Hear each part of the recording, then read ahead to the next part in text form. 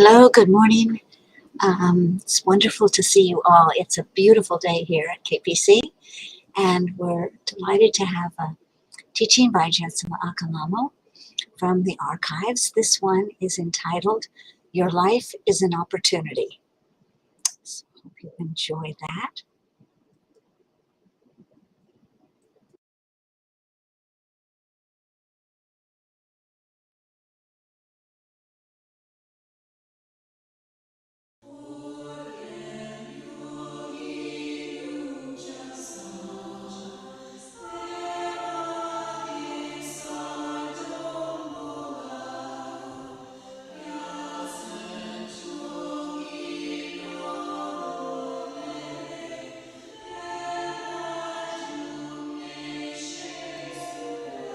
This videotape by Jetsunma Ahkon Lhamo was recorded live before a public audience. Jetsunma presents traditional Buddhist teachings in a contemporary way. She reaches out to us, longtime Dharma students and newcomers alike.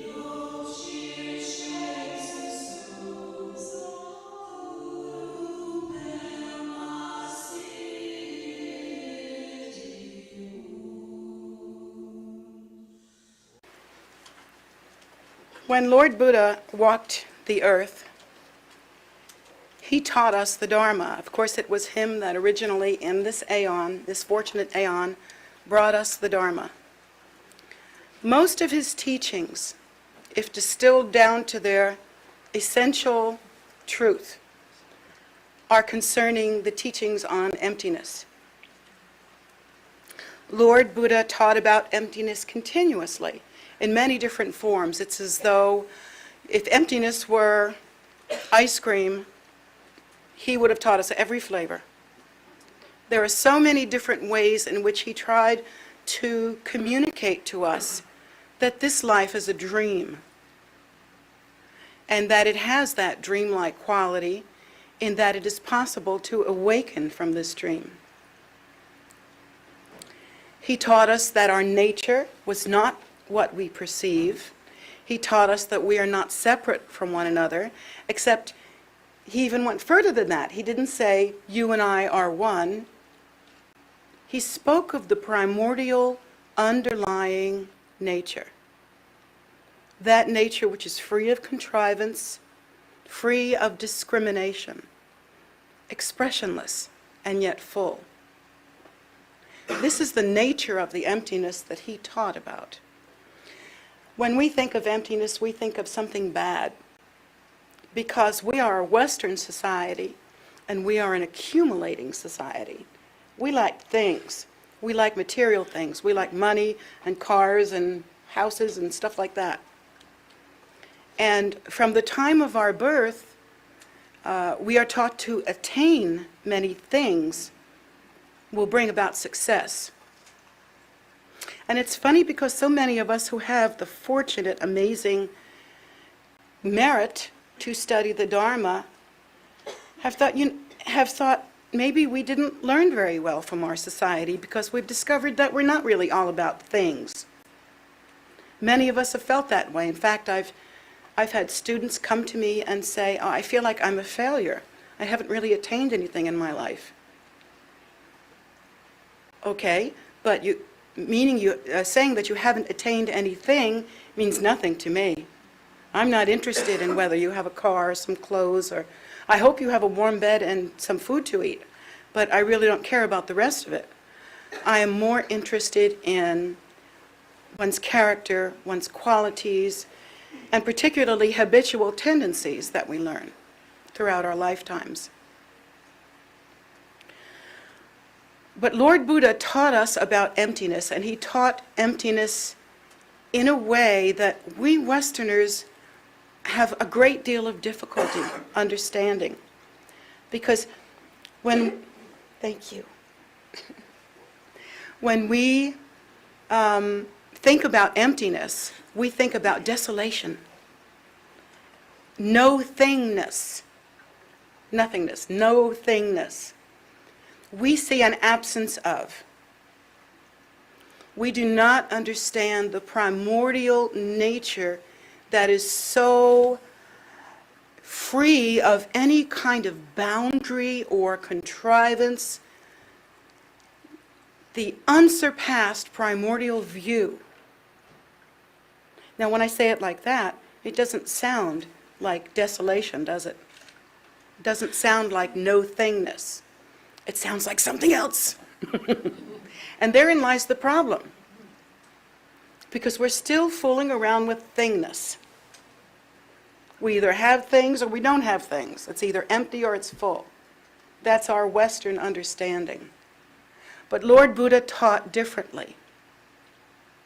He taught us that we are locked in a dreamlike state, that each of us perceives our environment and our experience according to our karma and according to our habitual tendencies that we have practiced again and again throughout time, since time out of mind.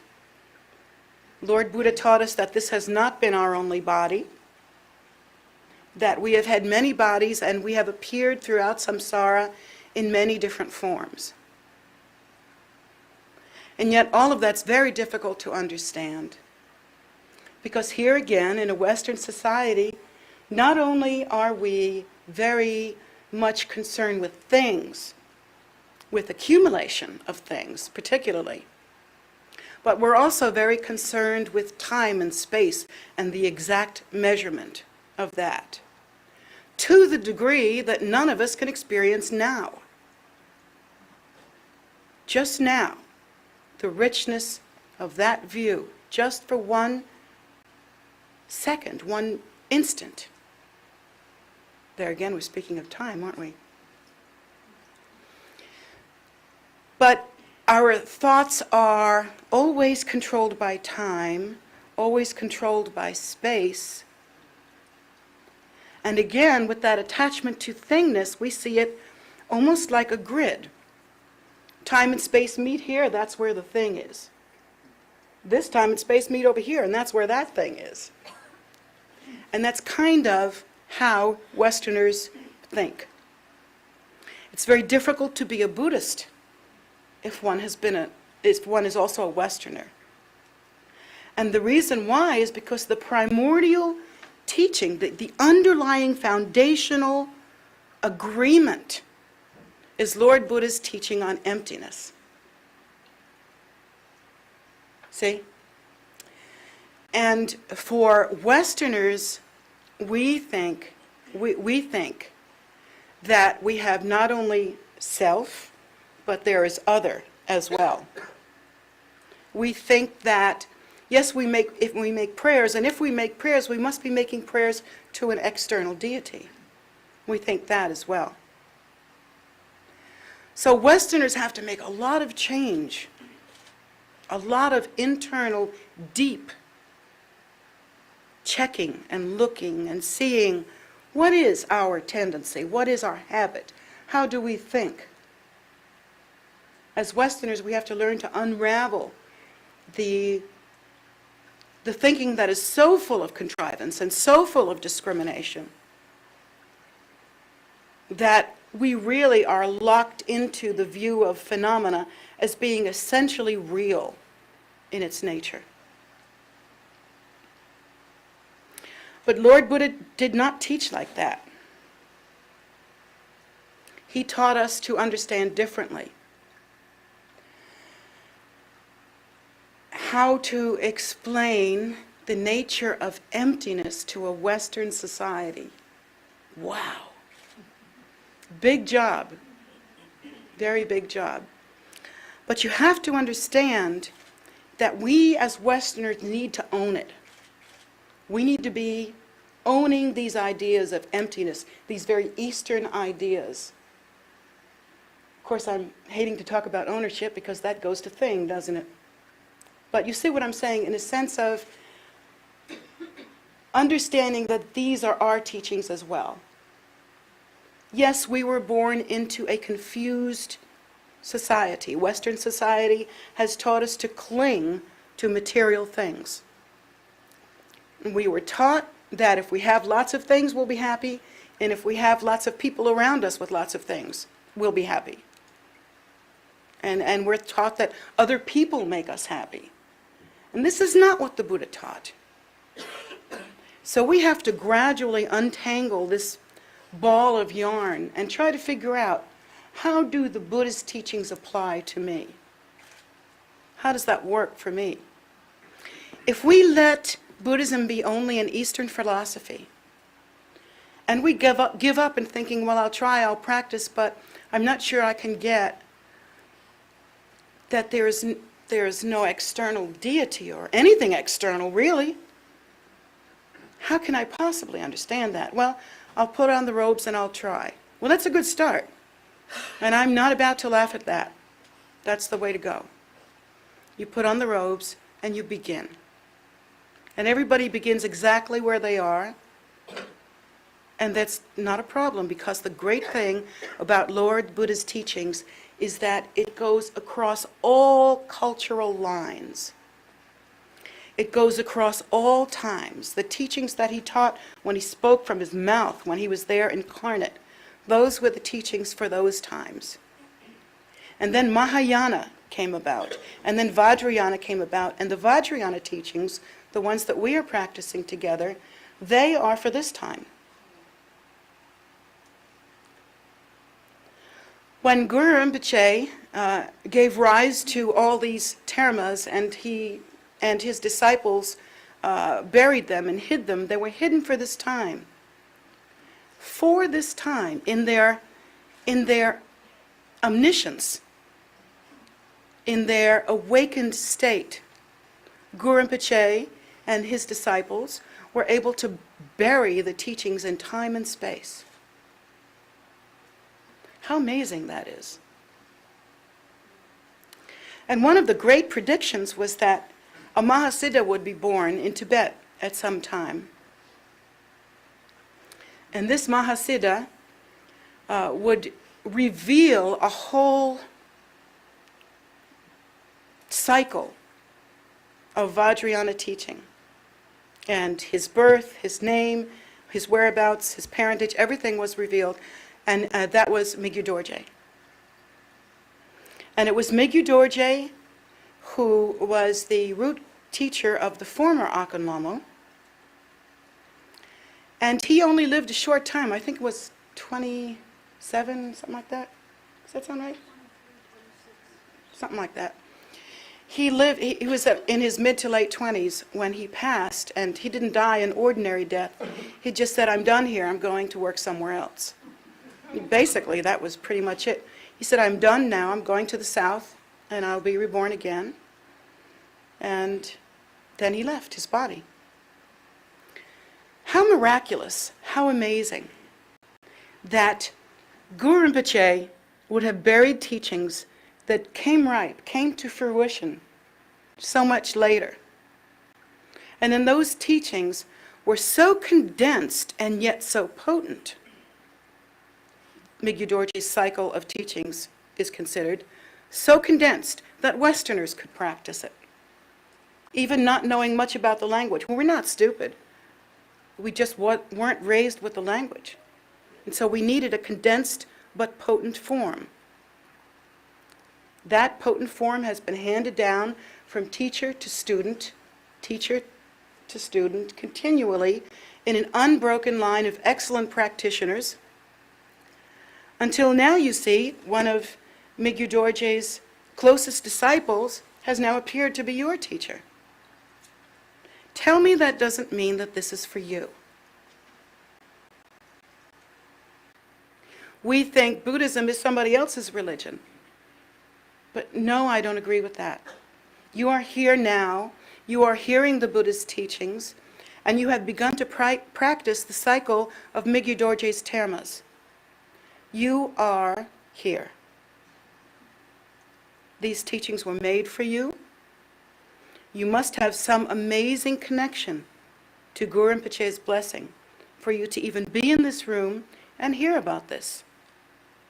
It doesn't happen often for sentient beings to come into their life here in a foreign world and meet their root guru and be able to take partake of the nourishment of an unbroken lineage, beginning with Lord Buddha himself and then being ripened again and coming forth again as Guru Rinpoche. Now it also happens that another one of my predecessors was Mandarava, the young Indian consort who was one of the two main consorts of Guru Rinpoche. So you all seem to have some crazy connection with this Dakini. What does that mean? Once again, these teachings were meant for you. Every time I complain about how hard this is to build a bridge between the East and the West, every time I talk about, it's very hard to teach Westerners and I'm trying to do this and it's kind of hard, my teachers say to me, then you shouldn't have requested it.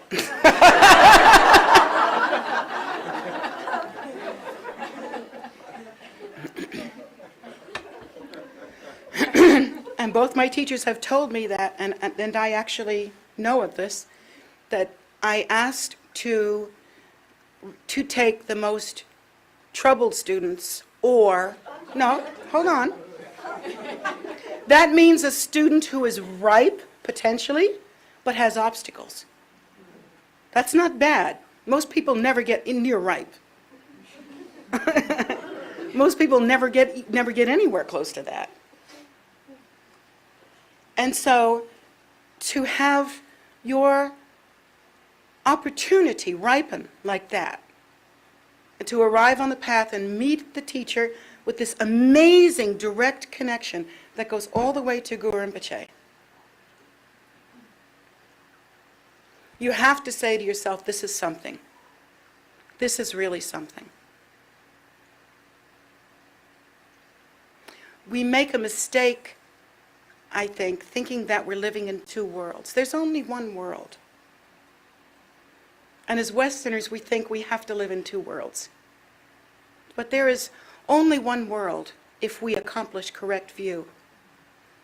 And that is the world of bodhicitta. You see, everything that we perceive as phenomena is completely undistinguishable from emptiness.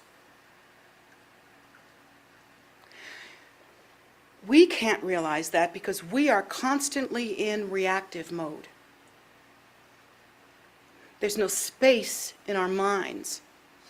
We are constantly reacting, and to react, we are constantly affirming the reality of self and nature and the solidity of other, and the distance between. And that's what we do. We hold on to that. We think this is our world. We're living in two worlds. And yet the Buddha taught, this is a dream like any other dream. If you were to dream about measuring something, and in your dream you held a ruler to something to see how long it was, do you think that would be the exact right measurement? Is that even a good question?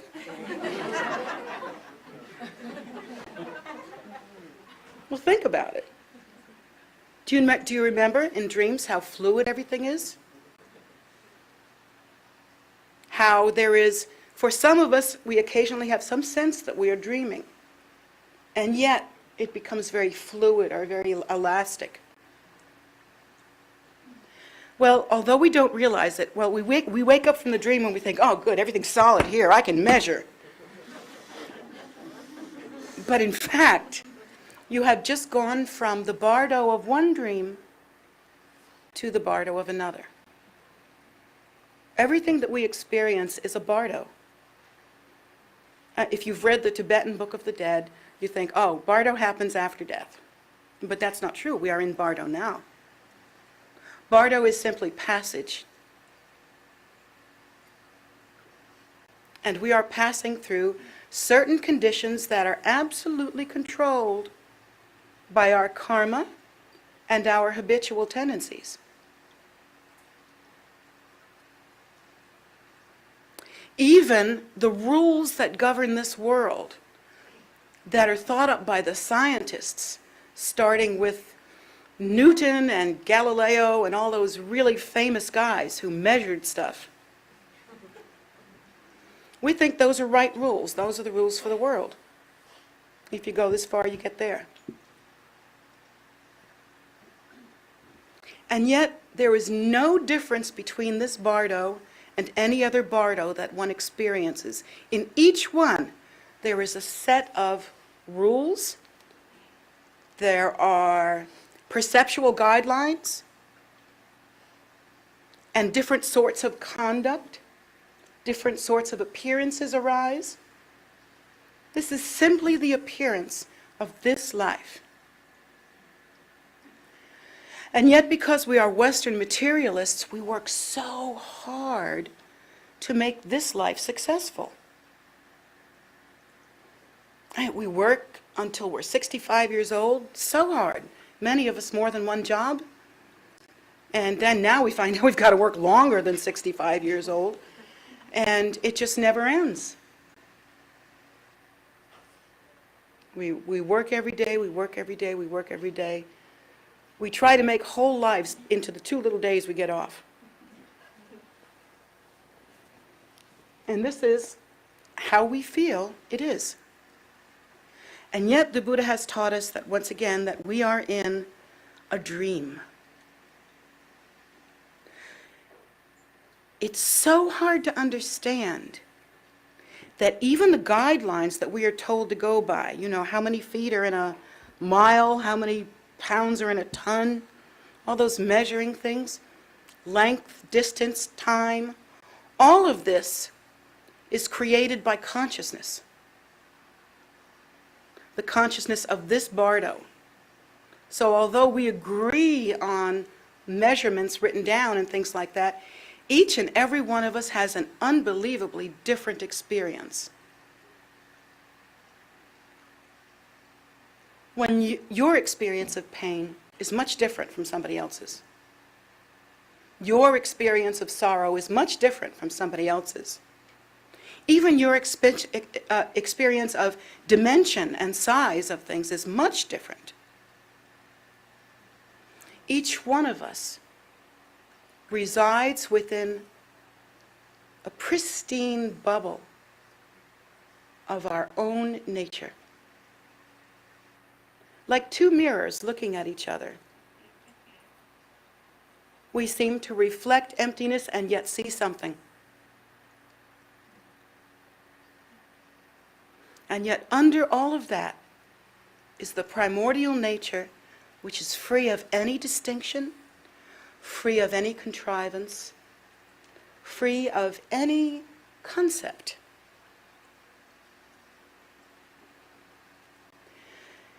In fact, you could say that there is only emptiness. And emptiness is the same as the arising of the great bodhicitta. So if there's only emptiness and its movement, which is the bodhicitta, what are you? Well, we think to ourselves, I am you and you are me and we are all together, like the Beatles, And so that must be it. We must live in a very lovely kind of blah, blah, blah. And we think, oh, we'll just eat cake and think pretty thoughts. Well, it's not like that. It's that the primordial, empty nature has movement. And that's all. Why does that movement appear as display? Because it can. Because emptiness is the mother of infinite potential, just like white Tara is the mother of all the Buddhas. Emptiness is the mother of infinite potential. Why does it appear the way it is? Because it can. Because it's only one of the options. The emptiness that I speak of, that Lord Buddha spoke about, is empty like, what do you call those things on Fruit of the Loom underwear? Cornucopia. Well, you know, words. Words are difficult when you're basically an empty person.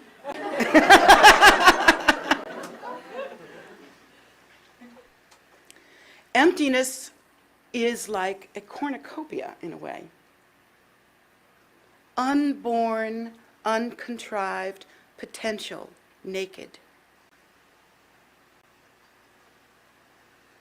And then its first movement is the bodhicitta, like the sun and the sun's rays, like that. It's a very good example, actually. And so we are trying to understand how exactly that can be. How can it be that we are in this situation and we have things and you appear over there and it seems like you're way over there, and how is it that it's happened this way? Again, it is because of our own perceptual habits, our own habitual tendency.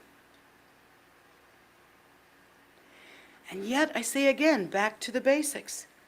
There is only emptiness and its primordial display. So how is this? What if I told you that there is nothing but emptiness and the great bodhicitta? That the nature of reality is pure luminosity. Like the luminosity of pristine awareness without the confines of ideas and concepts. A kind of shining, fulfilled, and yet empty nature. That is our nature. So when you start to practice Dharma, there's nothing you need to fix. Please get that through your mind. There's nothing you need to build either. Because there is only emptiness and the breath of bodhicitta. Now, you can't move into a state of denial either. So the fine line you have to pass here is very difficult for Westerners. Just how can this be? How can this be? Your nature is the uncontrived bodhicitta. You are the first and only movement of emptiness. You are the rainbow display of the primordial, uncontrived nature. And I'm not blowing smoke up your behind.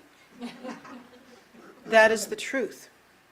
You can't fix it because it's already there and incomplete. When I look at you, I see Buddha. I see Lord Buddha. And so, even though each of us has that habit of considering ourselves separate and defined, we have this. We have Dharma, which is nothing but method. That's what Dharma is, it's method. And it teaches us how to awaken in the way that Lord Buddha said he was awake. Many questions were asked of Lord Buddha. How is it that you are the way you are? Are you a man? Are you a god? Are you some kind of magician? What are you? And Buddha said simply, I am awake. That's simple. Deep within you, each and every one of you, is the whole, complete, without flaw, seed that is the nature. Doesn't need fixing. The only thing that needs fixing is habitual tendency. Beyond that, there is nothing to change.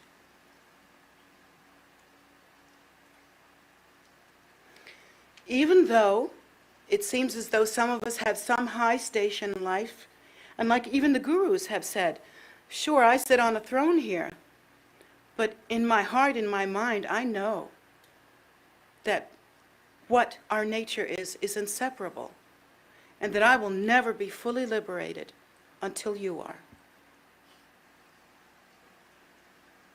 I will never be free until all sentient beings are free. And it's my heartfelt prayer that I'll be the last one, the very last one here, pushing the last, next to the last one, forward, if I can.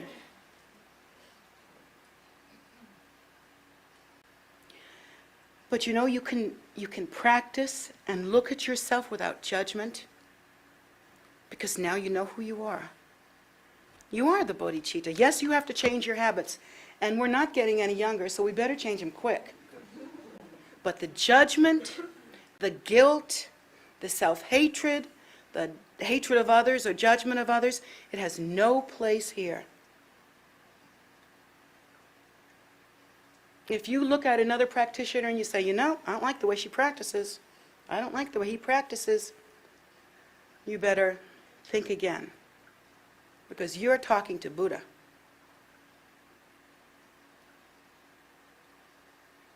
And yes, we have the discrimination to know that we bow to our teachers, we bow to the three precious jewels, the Lhama, the Buddha, the Dharma, and the Sangha, because these are not the spawn of samsara. These are extraordinary movements of bodhicitta, so profound that they penetrate perfectly and purely into the world.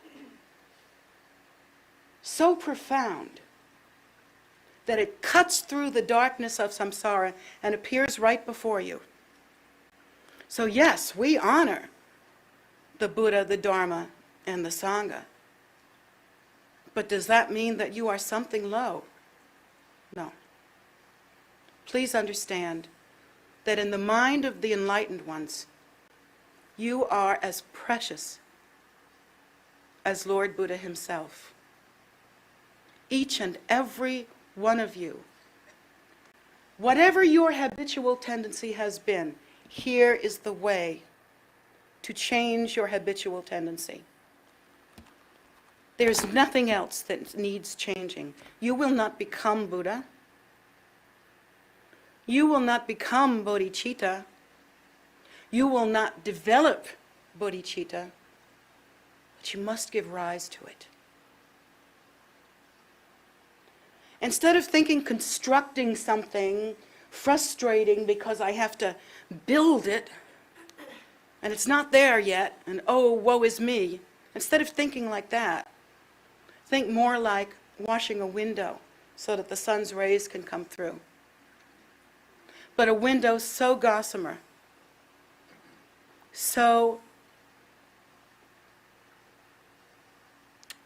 like the dew that melts away the moment the sun appears.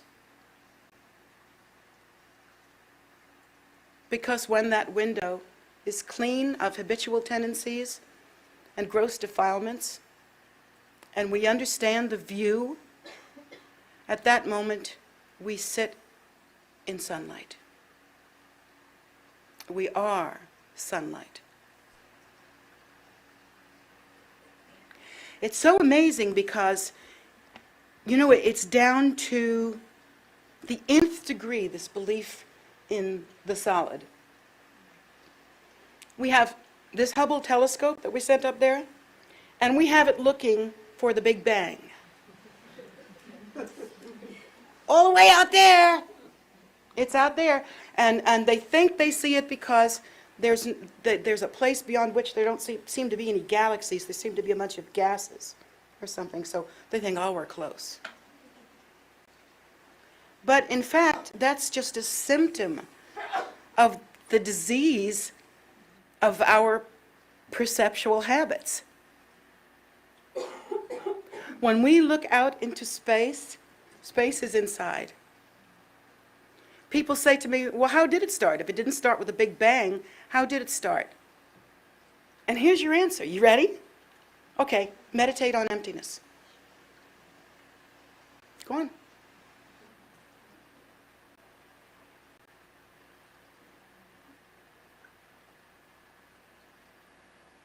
Okay, open your eyes when you've lost it. That was it. That was it. That was the beginning. Consciousness. It's all about consciousness, not about time and space. When did the world appear? When did phenomena appear? When you arose out of emptiness. When you, as the great Bodhichitta, fulfilled your potential. And yet here we are, lost, because we were so good at it. And we struggle and we struggle. And Lord Buddha, Guru Rinpoche, all the great teachers of the lineage have said, wake up. Don't waste any time on judging yourself or anybody else. Don't waste any time on any of the phenomenal thoughts that you have. Don't waste any time on thinking that we are separate or anything that gives us even more solidity. Don't waste any time on that. Instead, develop the habit through practice of meditating on emptiness and then arising in our nature.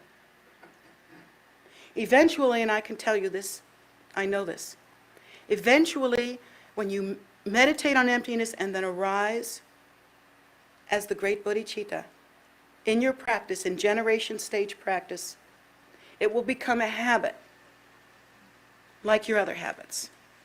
And the more you do it, the more the scale tips that way. Nothing's changing, but you have a new habit. When we practice generation stage teaching, we practice that first there is emptiness, then maybe there is a lotus with a sun and moon seat, and then maybe there is a seed syllable like Hong, and then maybe the deity appears. Many, many generation practices are like that. Do you know what that is? You're practicing for your rebirth. You think that you came from the vagina of a woman. You think that your body is gross and corporal to the point that it ages and dies. Because that's the nature of gross corporal things. But when we practice meditating on emptiness, giving rise to the lotus, sun, and moon seat, if we were to have pure view, we would understand that that is the nature of our birth.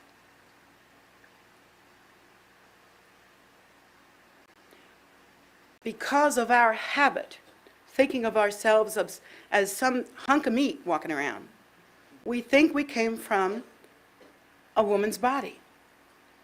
How can Buddha come from a woman's body? In truth, each of us comes from a lotus. And now you also know in Vajrayana that a woman's private part is called a lotus.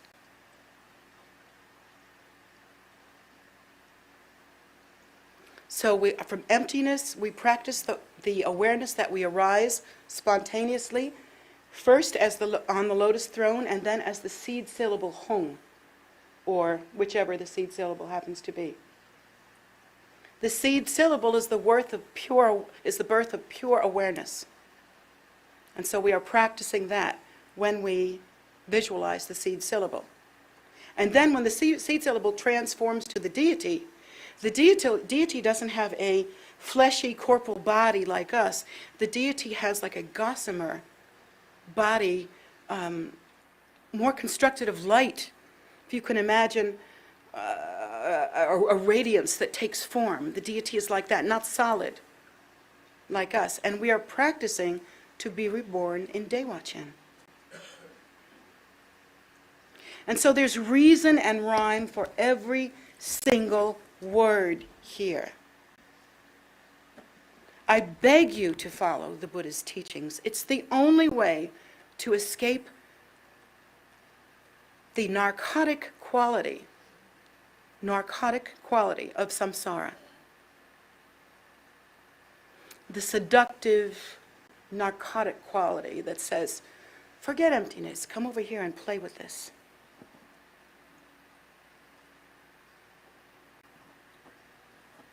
We practice, and we practice hard. And wouldn't it be nice if we had one of those religions where we could just say, I believe in you, whoever you are, and now then everything's fine, because now I'm going to go to heaven. I mean, wouldn't that be nice if that worked? Well, in a way, yes, and in a way, no. But in a way, it wouldn't be so nice because that means that something else is Buddha and you're not.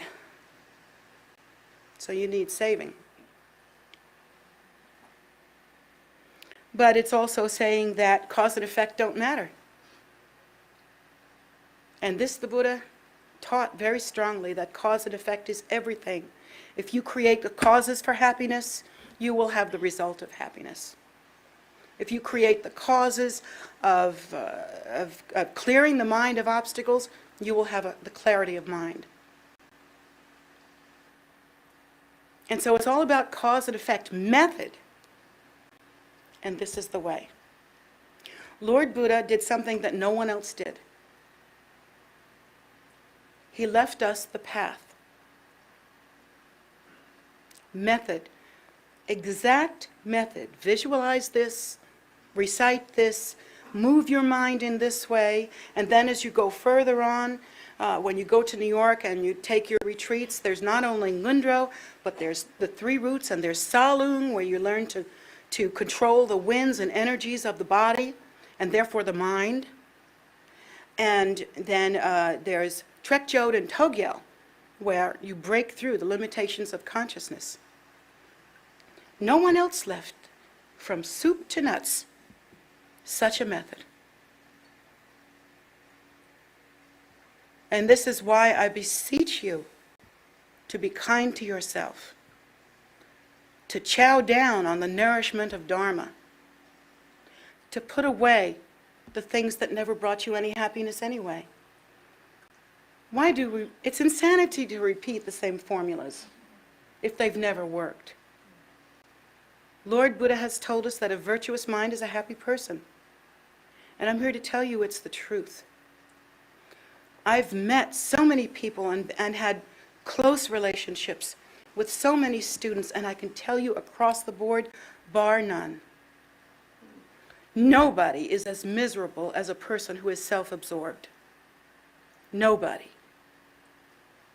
It's a misery that I wouldn't wish on any sentient being. And the way out of that is in the teaching and the practice. One of the things that Lord Buddha taught us to do is to take a vow called the Bodhisattva vow. And that is a direct display of the bodhicitta, because here we are back in line again, in a way, understanding that all sentient beings are themselves Buddha, and that we should do everything we can to help them attain liberation. And so now we're back in line with this understanding of our same empty, uncontrived, luminous nature. And its holy breath, which is the bodhicitta. Now we're acting like the bodhicitta. And that's why we take that vow.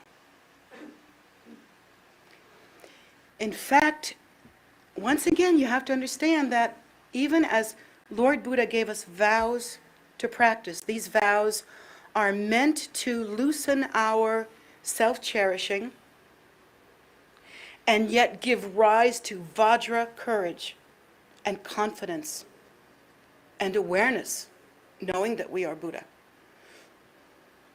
So we put away the ego cherishing and bring forth this idea that we are that nature.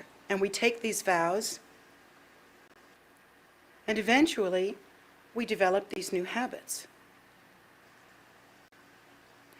When we take the vow of the Bodhisattva, it's really completely inseparable from teachings on emptiness. Because Lord Buddha told us to act differently than what we would normally act. I might be very loving and very friendly toward my family and towards the people I like. And you might do the same. You love your wife, your husband, whatever, your children. We love them. They are precious to us. But Lord Buddha said, that's good, but go beyond that. Lord Buddha said, all sentient beings have been our mother. Why did he say it like that? What is the mother of us all? Emptiness. All sentient beings not only have been our mother, that's one way to understand it, but are the same primordial nature without distinction. When the enlightened ones look, they don't see where they end and you begin. And so naturally the bodhicitta arises because it is our nature. And so having said that, we're going to take some vows.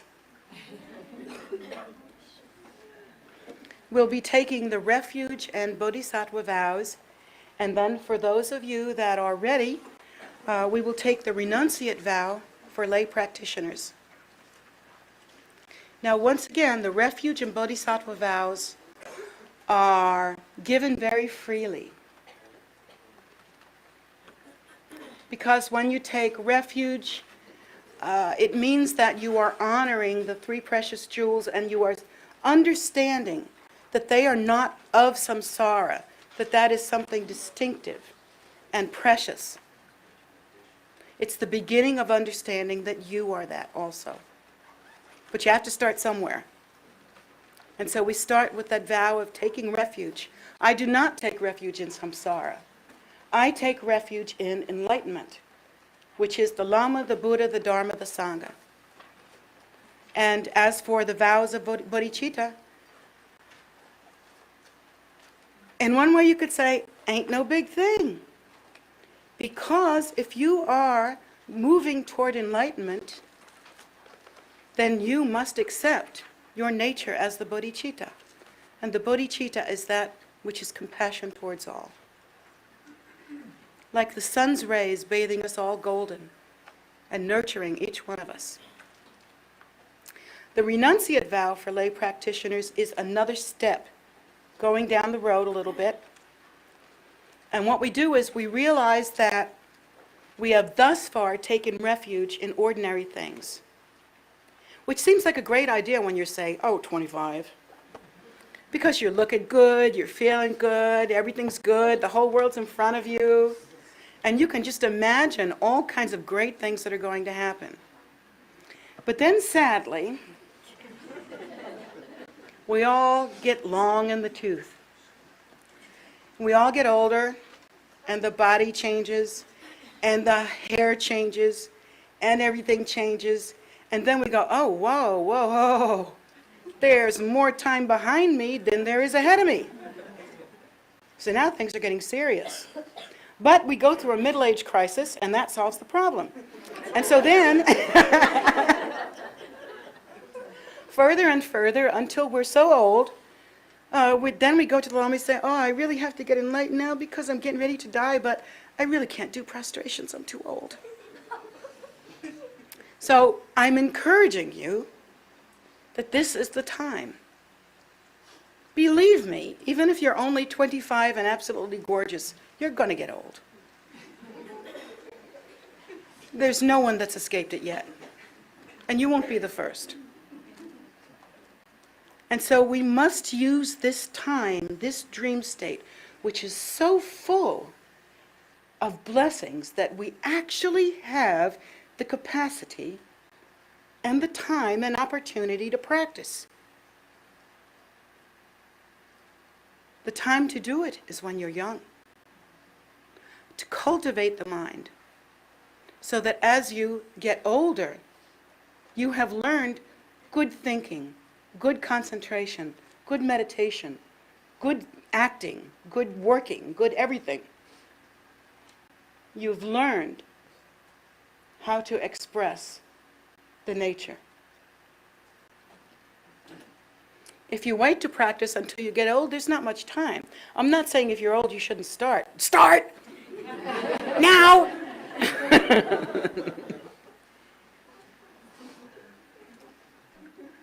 But I'm always thrilled when I see young people beginning on the path, because that's the way.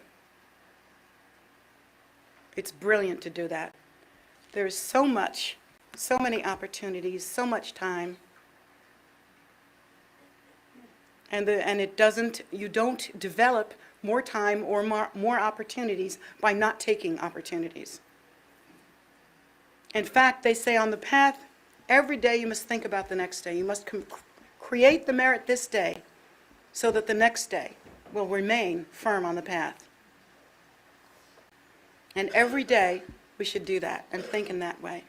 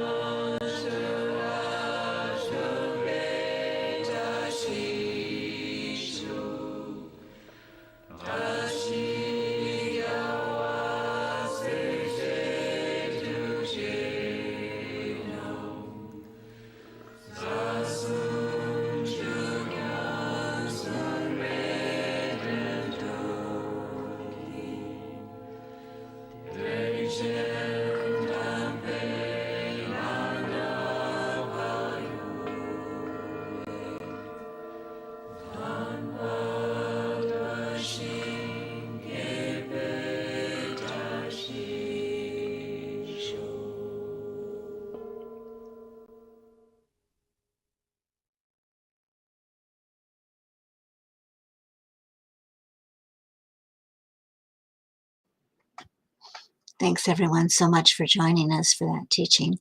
I hope you got something that you enjoyed out of it. And so I wanted to just encourage you, if you're in the area, to please come visit. We aren't open yet inside because of the COVID surge. Tricky little thing this one is. And but hopefully soon, and the outside is just really glorious. Our new, our Guru Rinpoche statue that was on the porch for so long, waiting for his throne, is finally filled and enthroned, basically consecrated, and alive and greeting everyone just across the street. So, please make an opportunity to go see that if you can, and if not, I'm sure we'll be posting lots of images. We have a website. I'll put this on the chat. Payo Media. That's .smugmug. If you go in there and you look under Kunsang Payo Chile, Maryland, and click on Outdoors, you'll find lots and lots and lots of pictures of that Guru Rinpoche statue. So that's where we keep an awful lot of our images and pictures, and that it was quite a time. We didn't keep it up, but it's been updated these days, so take a look when you have a chance. The teachings of Jetsunma are on Wednesdays at 7:30 p.m. in addition to Sundays at 11, where you are now. So this coming Wednesday, there'll be another teaching. And they are pre-recorded, but they seem to be fresh each time we watch them. So that's really wonderful. Sort of a magical thing that happens. In addition, we have on YouTube meditation Saturdays and Sundays at 10. And we have Medicine Buddha on Facebook at 7 p.m. every evening. It's very short. It's a condensed teaching and available to you. And a wonderful place to come and bring your prayer requests and know that other people are praying for something that's important to you. So that's all available to you these days. And as well as we have a daily soak offering. It's a food offering ceremony. Brings about a lot of merit, and you're welcome to join us on Zoom. If you go to tara.org, there is a notation on the calendar. You can click on the event and it will give you a link to join the Zoom. And you're welcome to join us anytime. So that being said, should you wish to make an offering to Jetsunma directly, having heard of one of the teachings, you can do so through her PayPal account at jetsumagift@gmail.com. And we, that helps strengthen your connection to the teacher and so forth. You're always welcome to make a donation to KPC as well, and we always are grateful for them since that's what we live on.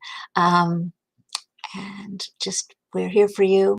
If you ever have any questions, please contact us at kpc@tara.org, and we would be very glad to help. So until Wednesday, or until you join us again, thank you again, and we'll see you soon.